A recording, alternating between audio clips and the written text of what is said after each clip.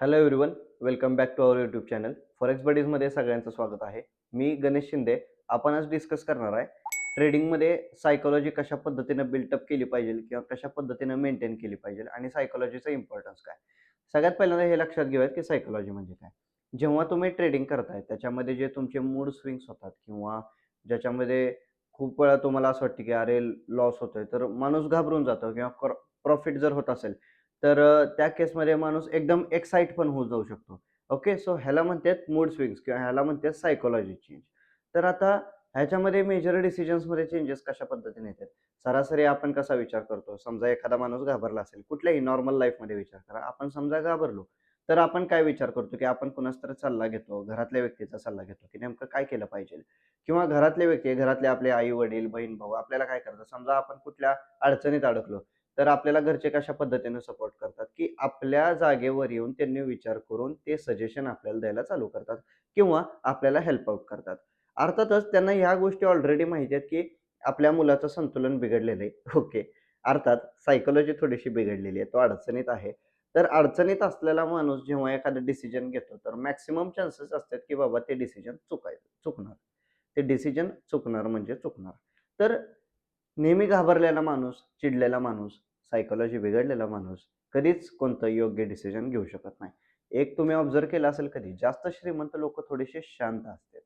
जास्त बोलत नाहीत, काय नाहीत किंवा जर त्यांनी बोलत असतील तुमच्यासोबत, सो त्यांनी एकदम सोबर पद्धतीनं किंवा एकदम प्रोफेशनल पद्धतीनं तुमच्यासोबत बोलतात. कारण की सायकॉलॉजी त्यांची बिल्टअप झालेली असते. त्यांना माहीत असते कुठं कितपत बोलायचं आहे. तशाच पद्धतीने तशाच पद्धतीने तुम्ही जेव्हा ट्रेडिंग करताय, तुम्हाला माहीत असलं पाहिजे की कितपत ट्रेड केलं पाहिजे. जर प्रॉफिट चालू असेल तर तुमचा माइंडसेट काय राहिला पाहिजे. जर लॉस चालू असेल तर तुमचा माइंडसेट काय पाहिजे. ट्रेड घेण्याच्या अगोदरची जी परिस्थिती आहे, ती तुम्ही चेक करा स्वतःला अनुभवून आणि ट्रेड घेतल्यानंतरची परिस्थिती बघा आणि सगळ्यात महत्त्वाचं ट्रेड चालू असतानाची परिस्थिती बघा. आता आपण पुढे लक्षात घेऊ, की ही सायकॉलॉजी डेव्हलप कशा पद्धतीने तुम्ही करू शकता. काय मेजर्स तुम्ही ॲप्लाय करायचे तुमच्या ट्रेडिंग लाईफमध्ये आणि नक्कीच जर ऑलरेडी तुम्ही ट्रेडिंग करताय, तर सायकॉलॉजी ऑलरेडी जर डेव्हलप्ड असेल, तर ती मेंटेन करणं पण तेवढंच गरजेचं आहे. सुरुवातीला आपल्याला वाटलं आपला माइंडसेट एकदम भारी आहे, एकदम भारी. आपण मस्त चाललंय ट्रेडिंग 6 महिने, 1 वर्ष, 2 वर्ष तुम्ही प्रॉफिटेबल राहिलात. त्याच्यानंतर पण गळती चालू होऊ शकते. म्हणजे 2 वर्षानंतर पण लॉस मेकिंग होऊ शकता तुम्ही. 2 वर्षाचा, 3 वर्षाचा एक्सपिरियन्स असून लॉस मेकिंगमध्ये कन्व्हर्ट होऊ शकताय. का होऊ शकता? मेजर रिझन काय? आपण डिलेमामध्ये जातो. म्हणजे आपण भ्रमात जातो, की आपल्याला सगळं येतंय. मार्केट अपडेट होत जातं. आपण लक्ष देत नाही. त्याच्यामुळे आपल्याला लॉसेस फेस करावे लागतात. आता चेक करूयात मेंटेन कसं करायचं आणि नक्कीच डेव्हलप कशी करायची. आधी आपण लक्षात घेऊयात, की सायकॉलॉजी डेव्हलप कशी करायची. सो आता लक्षात घ्या, आपण ट्रेडिंग सायकॉलॉजी जी आहे, ती डेव्हलप करताना सगळ्यात अत्यंत महत्त्वाची आणि सगळ्यात प्रथम गोष्ट ती बघितली पाहिजे म्हणजे आपली रिस्क मॅनेजमेंट. रिस्क मॅनेजमेंटमध्ये कसा विषय असतोय, की जेव्हा तुम्ही एखादा ट्रेड प्लेस करताय, तेव्हा तुमच्या टोटल ट्रेडिंग कॅपिटलपासून किती पर्सेंटेज तुम्ही रिस्कवरती ठेवताय स्टॉप लॉस साइडला. आता लेट्स अझ्युम जनरली आपण 1:2 रिस्क रिवॉर्ड रेशो घेतो. म्हणजे $5 लॉस असेल तर $10 प्रॉफिट आपण बुक करायचं ट्राय करतो. ह्याच्यामध्ये सगळ्यात प्रथम आता समजा let's take some basic example. $200 capital आहे. ₹15,000-16,000 कॅपिटल लावलंय. $200 तुमचं कॅपिटल आहे आणि $200च्या हिशोबाने 3% रिस्क घ्यायची आपल्याला. 3%. 3% रिस्क म्हणजे किती झाली? $6. आपण काय करतो माहिती आहे का? $200 कॅपिटल आहे. गोल्डमध्ये 0.01 टाकल्यानंतर जर स्टॉप लॉस एखाद्या वेळेस मोठा आला, तर $11, $12, $15 लॉस होतो आपल्याला. तर तुमच्या रिस्क कॅपॅसिटीपेक्षा जवळपास 3 पटीनं लॉस झाला तुम्हाला. 2-2.5 पटीनं लॉस होतो किंवा कधी-कधी 3 पटीनं लॉस होतो. सो ते वर्थ इट नाही. आपण सगळेजण फोन यूज करतो. आपण सगळेजण डेटा यूज करतो. Network data I am talking about. So आता नेटवर्क डेटामध्ये कसं असतंय, आपल्याला रोजचा 1 GB, 2 GB, 3 GB, may be 2 GB बहुतेक. आता मला तर लेटेस्ट माहीत नाही, but still 2 GB may be भेटत असेल रोजचं. सो आता ह्या केसमध्ये जर तुम्ही तुमचं 2 जीबी, 2 जीबी जे आहे ते जर एक्झॉस्ट केलं, म्हणजे समजा ते कंप्लीटली युटिलाइज केलं 24 तासाच्या आत किंवा एका दिवसात सरासरी, तर तुम्हाला परत जर नेट वापरायचं असेल, so you have to go for wifi connection. बरोबर? तुम्हाला एकतर राउटर लागेल किंवा तुम्हाला उद्याची वाट बघावी लागेल. तुम्ही उद्याच ट्रेडिंग आय एम सॉरी. तुम्हाला उद्याची वाट बघावी लागेल. अर्थात तुम्हाला डायरेक्ट नवीन डेटा रिन्यू होण्याची वाट बघावी लागणार आहे. सो हे थोडंसं तुमच्या ट्रेडिंग सोबत कम्पेअर करूयात. ट्रेडिंगमध्ये कसं आहे, डेली तुमची समजा 5% रिस्क घेण्यासाठी कॅपॅसिटी आहे. फर्स्ट ट्रेड घेतला 2% रिस्क चालू आहे. अवेलेबल 3% चालू आहे तुमच्या. अवेलेबल रिस्क अजून 5% मधले 2% वापरले. 3% रिस्क अजून बाकी आहे जी तुम्ही युटिलाइज करू शकता ट्रेड चालू ठेवून. काय प्रॉब्लेम नाही. ओके. सो पहिल्या इथे 2% गेली. दुसरा ट्रेड घेतला त्याच्यामध्ये 3% गेली. आता तिसरा ट्रेड सापडला तरी अवेलेबल मार्जिन आहे का? म्हणजेच मार्जिन म्हणण्यापेक्षा रिस्क अवेलेबल आहे का आपल्याकडे? नाहीये. सो त्या केसमध्ये आपण तिसरा ट्रेड अवॉइड केला पाहिजे. जर तुमचे पहिले 2 ट्रेड किंवा त्यातला 1 ट्रेड प्रॉफिटमध्ये क्लोज झाला. आता 1 ट्रेड प्रॉफिटमध्ये असेल तर may be cost to cost balance राहील तुमचा. दोन्ही ट्रेड प्रॉफिटमध्ये झाले तरच तुम्ही तिसऱ्या ट्रेडची रिस्क घ्या. अन्यथा त्या दिवशी ट्रेड नाही केलं तरी देखील काहीही प्रॉब्लेम होणार नाही. तुम्ही दुसऱ्या दिवशी ट्रेडिंग चालू करू शकता परत एकदा. त्यामुळे तुमचं रिस्क रिवॉर्ड रेशो आणि रिस्क मॅनेजमेंट कशा पद्धतीनं अलाइन होतंय किंवा कॉम्बिनेशनमध्ये वर्क होतंय ते अत्यंत महत्त्वाचं आहे. हा पहिला विषय. दुसरी गोष्ट मनी मॅनेजमेंटमध्ये येऊयात. आता मनी मॅनेजमेंटमध्ये लोकांना काय वाटतं? मनी मॅनेजमेंटचा सोपा अर्थ सगळ्या लोकांना काय वाटतं? ट्रेडिंगसाठी आपलं बजेट किती आहे? बरोबर. तर आता तुमचं जेवढं बजेट आहे त्याच्या हिशोबाने तुम्ही ट्रेडिंग करता आणि ह्याच कन्सेप्टला बरेच जण मनी मॅनेजमेंट असं म्हटलं जातं. तर असं नसतंय. हे बघा, ट्रेडिंग जर तुम्हाला शॉर्ट टर्म गोल घ्यायचा असेल ना 6 महिने, 1 वर्ष, तर ठीक आहे तुम्ही कसंही करा. तुम्ही $100 ॲड करा, $500 ॲड करा, doesn't matter. Literally doesn't matter. $5000 add करा, काय प्रॉब्लेम नाही. काही विषय नाही. पण जर तुम्हाला ट्रेडिंगला 10 वर्षाच्या दृष्टिकोनातून बघायचे, 5 वर्षाच्या, 8 वर्षाच्या दृष्टिकोनातून जर बघायचं असेल, तर तुम्हाला एक चांगलं कॅपिटल लागेल. चांगलं कॅपिटल इन द सेन्स तुम्हाला कमीत कमी सांगतो ₹5,00,000 लागतील. ओके. जे वर्किंग आहेत त्यांनी अरेंज करू शकता. तुम्हाला कमीत कमी ₹5,00,000 लागतील. आता सगळे ₹5,00,000 ॲड नसतात करायचे. हे त्यांच्यासाठी सांगतोय मी, ज्यांनी 10 वर्षाचा लाँग टर्म गोल घेतात त्यांच्यासाठी आहे फक्त. बाकी $100 वाल्यांकडे मी येतो परत 2 मिनिटं. सो आता ज्यांचं कॅपिटल चांगलं आहे, ₹5,00,000 कॅपिटल आहे. सो ते कॅपिटल आहे, त्यातले ₹4,00,000 तुम्ही बँकेत एफ-डी करून ठेवू शकताय, गोल्ड करून ठेवू शकताय किंवा कुठेतरी अशा ठिकाणी प्लेस करून ठेवू शकता जिथं तुमचे ते फंड सिक्युअर आणि लॉक्ड राहतील. लॉक्ड इन द सेन्स आपण Google Pay, PhonePe केल्यासारखं कुठं पण पेमेंट नाही केलं पाहिजे. लॉक्ड राहिले पाहिजेत ते फंड. आता ₹4,00,000 लॉक केले. ₹1,00,000 जो फंड राहिलाय, तो तुम्ही तुमच्या फॉरेक्स ट्रेडिंगसाठी इन्व्हेस्ट करू शकता. आता फॉरेक्स ट्रेडिंगमध्ये तुम्ही फंड वापरला, केला 1,00,000चे समजा एक एक्झाम्पल 2,00,000 झाले. 1 वर्ष लागलं 1,00,000चे 2,00,000 झाले. त्याच्यानंतर परत पुढच्या वर्षात त्या 2,00,000चे परत 1,50,000 झाले. ह्या सायकलमध्ये तुम्ही अडकलात. ॲट द एंड तुम्हाला कळेल, की बाबा तुम्ही प्रॉफिटेबल आहे का नॉन प्रॉफिटेबल आहे. ओके. जर कधी भविष्यात, जर कधी 2 महिन्यात ते 1,00,000चा फंड संपून गेला, तर ही सिक्युअर ठेवलेली जी फंड आहेत, त्यातनं ₹1,00,000 परत तुम्ही काढून ट्रेडिंग अकाउंटला इंट्रोड्यूस करू शकताय. आता हे अत्यंत महत्त्वाचं का आहे? जर मी डायरेक्ट ₹5,00,000 इन्व्हेस्ट केले असते, तर माझे टोटल ₹5,00,000 मार्केटमध्ये घुसले असते. 100% टोटल लॉस घेतला असता मी. ओव्हर ट्रेडिंगच्या भानगडीत पडलो असतो. माइंडसेट बिघडला असता, सायकॉलॉजी ढासळली असती आणि माझं टोटल कॅपिटल वॉश झालं असतं. तर हे न होण्यासाठी, या गोष्टी न होण्यासाठी आपण काय ट्राय करतो, की आपलं जे एक्झिस्टिंग कॅपिटल आहे, टोटल जे आपलं बजेट आहे, त्याच्यामधून थोडंसं बजेट काढून तुम्ही तुमच्या ट्रेडिंग कॅपिटलला लावलं पाहिजे, जेणेकरून सगळ्या गोष्टी मॅनेज होतील. आता येऊयात $100 वाल्यांकडे. सो तुमच्याकडे असतानाच जर $100 असतील, so you have no concern with money management. तुमचं काही घेणं-देणंच नाही आहे मनी मॅनेजमेंटला. $100 वाली पोरं कोण आहेत? एक तर यंग जनरेशन, कॉलेज चालू आहे, जस्ट कॉलेज पास आउट आहे, जॉब शोधतोय. आत्ता जॉब भेटलाय, ट्रेडिंग करून काहीतरी कमवायचंय. ही लोकं सगळी $100 कम्युनिटी. एव्हरीवन. ह्याच्यापेक्षा थोडंसं बेटर काय येतं, $500 कम्युनिटी. त्याच्यामध्ये काय, सर जॉब आहे, सर ₹70,000-80,000 पगार आहे, $50,000 ॲड करूयात, बघूया कुठपर्यंत सस्टेन होतं, काय होतंय. ही सगळी येते $500 वाली कम्युनिटी. जे लोक ऑलरेडी बिझनेस करतायत, मेडिकलपासून बरं का, माझ्याकडे खूप सारे क्लायंट आहेत. मेडिकल असू देत, शॉप असू देत. सुरुवात करायची, सर $1,000 करूयात आपण ॲड, काय प्रॉब्लेम नाही. ओके. सो ते ज्या फ्लोमध्ये म्हणतात ना, सर काय प्रॉब्लेम नाही. सो त्यांना आम्ही का म्हणतो, की बाबा ठीक आहे तुम्ही जावा $1,000 पासून. का सांगतो? कारण की त्यांच्याकडे बॅकअप आहे. मित्रांनो, मेडिकलमध्ये तो जर महिन्याला 3 लाख रुपये कमवत असेल, तर तो 80-90 हजार रुपये कसे ट्रेडिंगसाठी आयुष्यभरात एकदा ट्राय करू शकतो. सस्टेन झाला बेस्ट, नाही झालं तर तो फील्ड सोडून देईल. पण ट्राय केलंच नाही, तर मग पूर्णच अवघड होऊ शकतं. कारण की कदाचित असं असेल, की बाबा मेडिकल हे क्षेत्र त्याच्यासाठी नसेल. तिथं तो 2 लाख 3 लाख कमवत असेल आणि मे बी जर तो ट्रेडिंगमध्ये शिफ्ट झाला आणि जर तो तेवढा नॉलेजेबल असेल किंवा तेवढा जर टॅलेंटेड असेल, तो व्यक्ती मे बी महिन्याला 10 लाखही कमवू शकतो. No one knows. Okay. So again हा सगळा होता सायकॉलॉजी का मेंटेन करायची, कशी बिल्ड करायची. ह्याच्यामध्ये आता थोडंसं मेन टॉपिक्सकडे येऊयात आपण, की मेंटेन करण्यामध्ये रिस्क रिवॉर्ड रेशो आणि तुम्हाला रिस्क मॅनेजमेंट जे मी थोडंसं कंबाईन करून सांगितलं, दॅट वॉज व्हेरी गुड.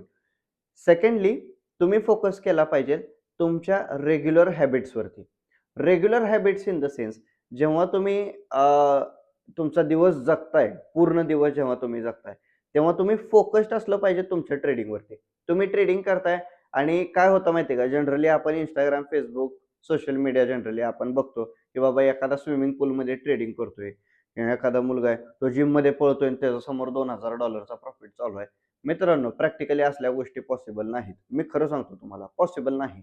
आम्हाला म्हणजे लॅपटॉप बघत-बघत जेवावं लागतं एक-एकदा. अशी परिस्थिती येते, की बाबा आम्ही जेवायचं पण विसरतो कारण की चार्टच बघत बसलेलो असतोय. या स्टेजेसमधनं गेलोय मी सगळ्या. तुम्ही लिटरली जेवायचं विसरसाल, जर तुम्ही ट्रेडिंग बाबतीत सीरियस असाल तर.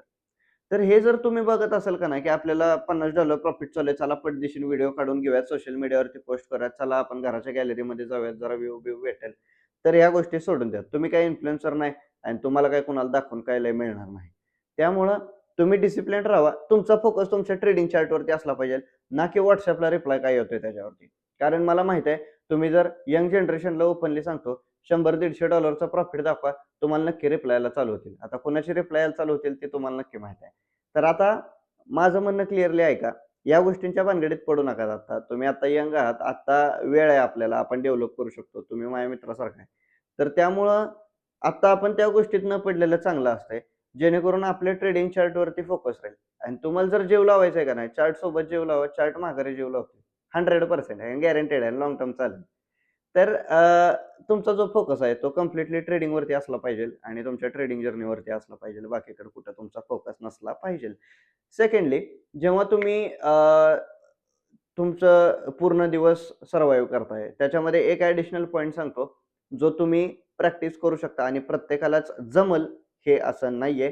तुम्ही मेडिटेशन स्टार्ट करू शकता. मी बऱ्याच ठिकाणी बघितलंय, की लोकं सजेस्ट करतात, की तुम्ही मेडिटेशन करा, तुमची सायकॉलॉजी डेव्हलप होईल.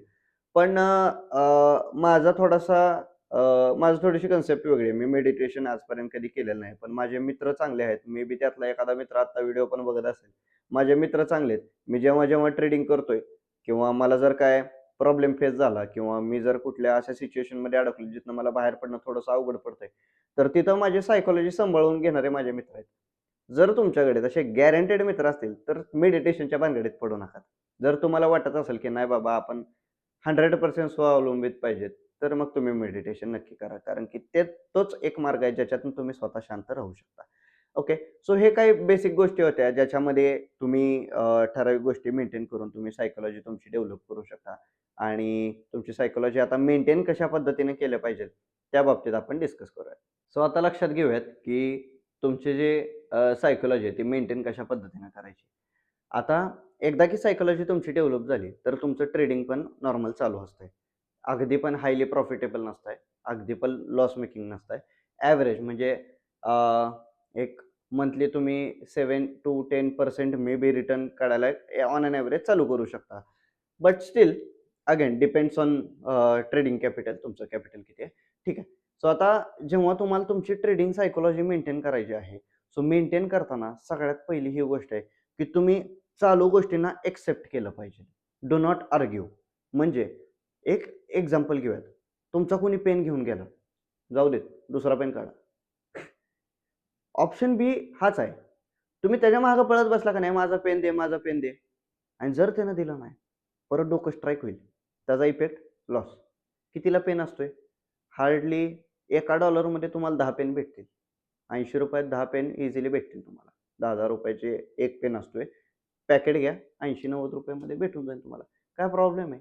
एक तर डॉलर गेला ना तुमचा. हीच सायकॉलॉजी स्ट्राईक झाल्यानंतर काय होईल? $100 जातील. भानगडीत पडायचं नाही. तुमचं काय म्हणणं आहे? असं आहे, okay done. Except, let it go. Let go करायला शिका. ह्याच्यामध्ये ना एकदम लोकल आणि ग्राउंड लेव्हलच्या लँग्वेजमध्ये सांगतो. डोक्याला शॉट नाही झालं पाहिजे. गोंधळ घालायचं ते घाला. मला ट्रेडिंग करायची आहे आणि मी एवढंच करणार आहे. मी तुमचं ऐकणार नाही. संपला विषय. ह्या सायकॉलॉजीने चाला. कुणाच त्रास करून घेतला का नाही, वाईट होणार. त्यामुळे ही पहिली गोष्ट आहे की तुम्ही एक्सेप्टन्स अँड फॉरगिव्ह. तुमचं कुणी वाईट केलं, सोडून द्या. सोडून द्या. फॉरगिव्ह करणारा माणूस नेहमी मोठा असतो. कायम लक्षात ठेवा. सोडून द्यायचा विषय राहिला. लहान आहे म्हणून सोडून द्या. कितीही वयाने मोठा असलं त्याच्याकडनं कधी होत नाही आपल्या एल्डर्सकडनं किंवा आपल्या मोठ्या माणसांकडनं शक्यतो चुका होत नाहीत.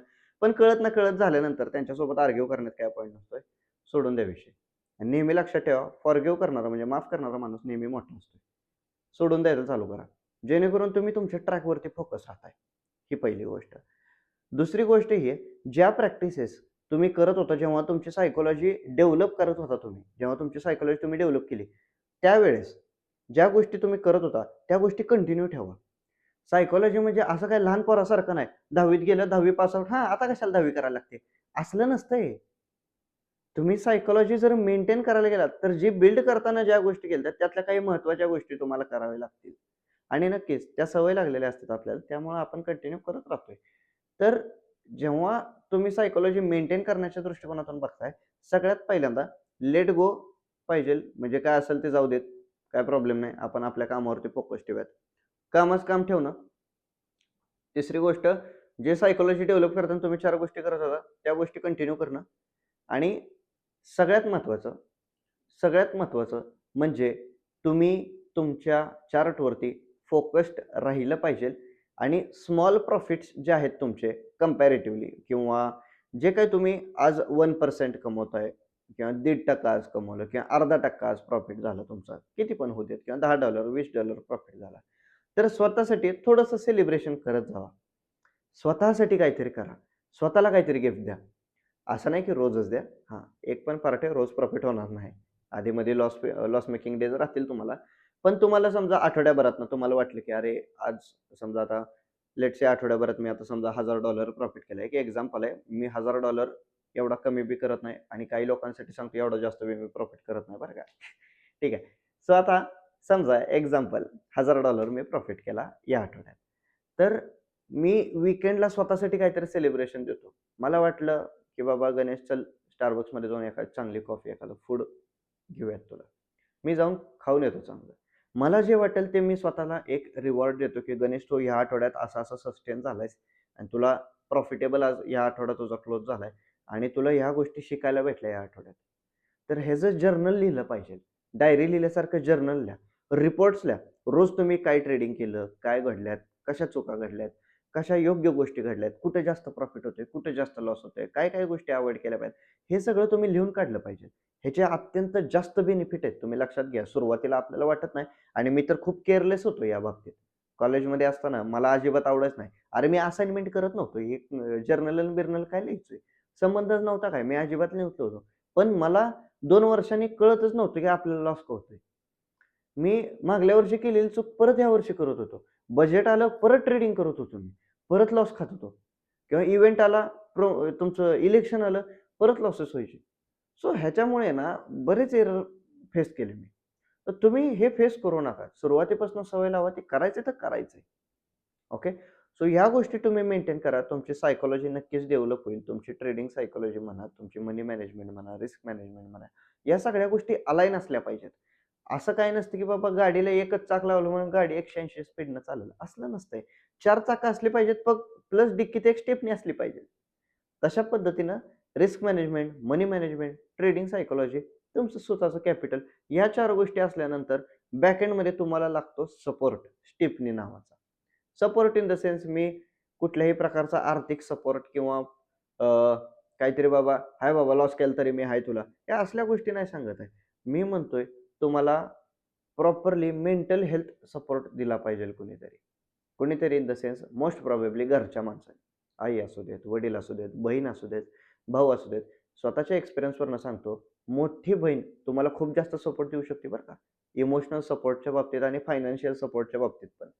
फायनान्शियल सपोर्टच्या बाबतीत मला म्हणजे त्यांनी रिक्वेस्ट करून पण, की "बाबा गणेश तू हे फंड वापर." तरी देखील सुरुवातीला मी घेतले नाहीत. पण नक्की आज कधीही मला कधी फंडची आवश्यकता पडली, तर नक्कीच त्यांचा पहिला हात मला असतोय. आणि माझ्या पूर्ण जर्नीमध्ये माझे मित्र तर आहेतच, पण त्याच्यासोबत माझ्या घरचे, माझ्या बहिणी किंवा आमची आई, तर ह्यांनी मला खूप जास्त सपोर्ट केला. बाहेरची लोकं पण आहेत, म्हणजे मित्र असू देत किंवा इतर समाज म्हणू देत. तर पण त्यांचं लिमिट तेवढंच आहे, की "बाबा गणेश तू चांगलं करा, आम्हाला एवढंच वाटतं. Thank you, let go." त्यांनी तेवढ्यापुरतं बोलणार. पण आपली बहीण एक व्यक्ती असते किंवा आपली आई ही एक व्यक्ती असते, जी झोपेत पण आपला विचार करणार आणि सांगणार, की "बाबा गणेशने चांगलं केलं पाहिजे. गणेशने असं केलं पाहिजे." तर हे एन्व्हायर्नमेंट तुमच्या घरात तयार झालं पाहिजे. बाबा आपल्या मुलाने ट्रेडिंग चालू केलंय, ह्याच्यामध्ये बऱ्याच जणांना लॉस होतोय. पण आपला मुलगा कशा पद्धतीने सेफर साइडला करतोय ट्रेडिंग, हे त्यांनी चेक केलं पाहिजे. त्यांनी बघितलं पाहिजे हा दुसरीकडे कुठं फंड इन्व्हेस्ट करतोय का? थर्ड पार्टी विषय काय करतोय का? दुसऱ्यांकडनं फंड घेतोय का? या सगळ्या गोष्टी घरच्यांनी चेक केल्या पाहिजे. जर कुठलं आत्ता सध्या हा व्हिडिओ समजा एखादा वरिष्ठ माणूस बघत असेल किंवा ज्यांची मुलं ट्रेडिंग करतायत, असा जर एखादा व्यक्ती बघत असेल, तर नक्की तुम्ही ही गोष्ट लक्षात घ्या, की तुमचा मुलगा नेमका लोकांकडनं फंड घेतोय का लोकांच्या हातात फंड देतोय आणि क्लायंट बेस कसा सांभाळतोय किंवा स्वतः एकटा ट्रेडिंग करतोय. ह्या सगळ्या गोष्टी तुम्ही चेक केल्या पाहिजेत. कारण हे जर जेव्हा घशाशी आल्यानंतर जर चेक केलं तुम्ही, तर सुटणं पॉसिबल नाही. मे बी तुमची प्रॉपर्टी पण जाईल त्याच्यामध्ये. सो खूप मोठा मोठा जाळा आहे तो. त्याच्यामध्ये शक्यतो कोणी पडू नका. आणि ह्या अत्यंत महत्त्वाच्या गोष्टी आहेत, ज्या सायकॉलॉजी मेंटेन करण्यासाठी आणि डेव्हलप करण्यासाठी तुम्ही केल्या पाहिजेत. व्हिडिओ कसा वाटला एकदा कमेंट बॉक्समध्ये सांगा. भेटूयात पुढच्या व्हिडिओमध्ये अगदी एक्साइटिंग टॉपिक घेऊन. थँक